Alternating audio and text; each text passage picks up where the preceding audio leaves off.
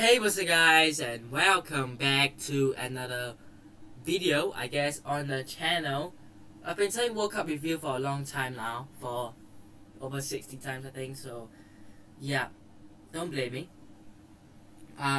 But today is a very special video because Real Madrid are actually doing business. Even though it won't be for next season, it won't be until 2024, we are doing some businesses, and it's about time we get a striker backup or future striker, even though yes, it's only 2024, but Real Madrid are set to sign. I'm not too sure if it's confirmed yet, but it's not confirmed yet because we still have to do with you know behind the scenes stuff basically. But in terms of agreeing the deal with Palmeiras and the player, obviously you still have paperwork to do. He's only 16. It is Endrick. Yes, we'll talk more about him later on, but let's just talk about the deal itself. So we have completed this deal. I'm sure all of the Brazilians watching my videos are very excited for this. But so let's start things off talking about him. In the deal at least. So he's obviously 16 years old. He's born in 2006. Oh my days. Very young. And yeah, brilliant. The fee is 72 million euros, which is a lot of money for a 16-year-old. Can I just say, 16-year-old, and you're costing 72 million euros. It isn't the fixed price, but it is what is reported. So we'll just go with that. I'm sure there'll be a couple of add-ons and signing bonuses and stuff like that. You don't always get the exact deal, but based on the estimated or the guaranteed fee to Palmeiras is about 72 million euros, which is a lot, like I said, for 16-year-old. Obviously, the paperwork are not yet done with, sort of the Brazilian Federation and stuff because he's only 16, so they'll have to get it sorted, and we'll see. He'll be joining in 2024 when he's 18. But let's talk more about him. Now, I can't claim to have watched a lot about the Brazilian League and Palmeiras and Endrick, but based on what I've heard, he seems to be a very, very talented player for the future. He's only 16, and it seems like they are already claiming he's the next R9 Ronaldo, Ronaldinho, Pele, Neymar.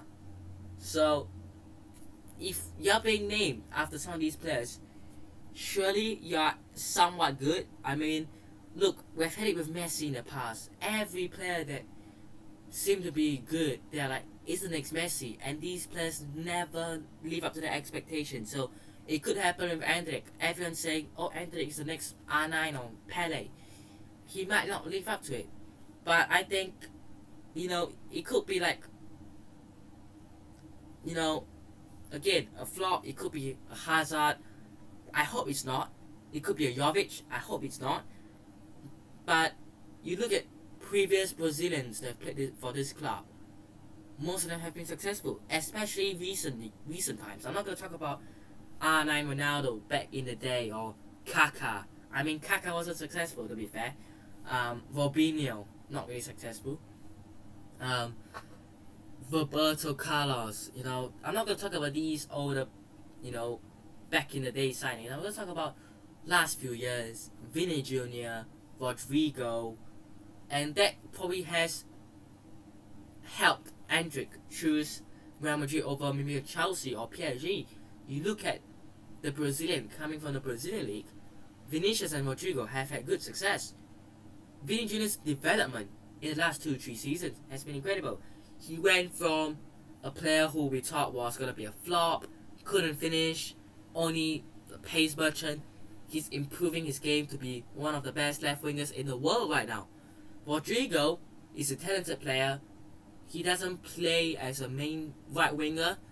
He's competing with Fede Valverde and Asensio for the right spot, even though I do think he'll be the main man in the future at least. And Endrick will be coming to the club 2 years later. Benzema is 34 now, so he'll be 36. And Benzema 36, Endrick 18. Benzema is twice his age.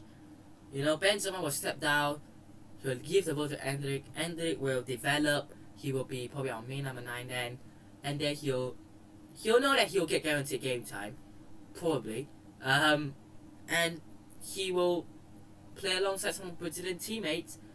And he knows he can develop as well. And he can go from a player who might not be developed yet into a developed player and be one of our main number 9s and one of the best number 9s in the world. Who knows? But getting this deal done is really, really good. I feel that a lot of the big clubs would have wanted to sign him, and a lot of the people online are saying 72 million for a 16-year-old.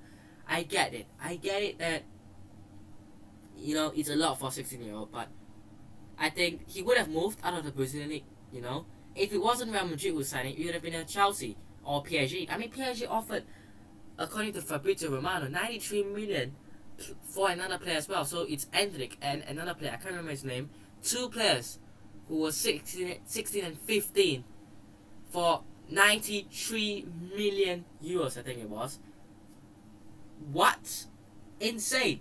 So, look, I think if you want these sort of younger players nowadays, you gotta pay. It's not easy to find them. And I think 72 million euros, it's expensive. But I would honestly prefer us to go for Endrick than go back to Mbappe or go wait until 2024 for Haaland when it's not, confirmed. Because let's talk about Mbappe's situation. I'm not going back for Mbappe. If I was the club, if someone like Mbappe with the ego, with the arrogance, rejected us once, it's over. I mean, first up was PSG last summer. 2 summers ago. We went in, they said no, fair enough. Mbappe was pushing to move out of Paris. And then, unexpectedly, signed a late deal. And played us. He played the fans, he played the club.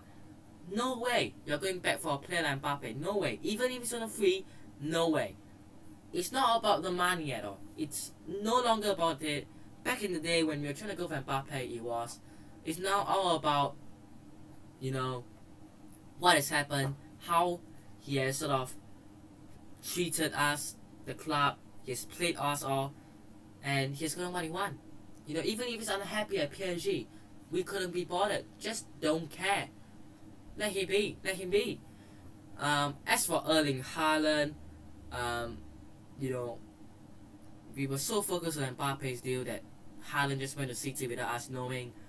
I think City won't let him go in 2024. I know there might be a clause, but I doubt they will let him go. I think most likely what will happen is they'll sign a new contract, extend it by maybe 1 year or 2 and remove that clause.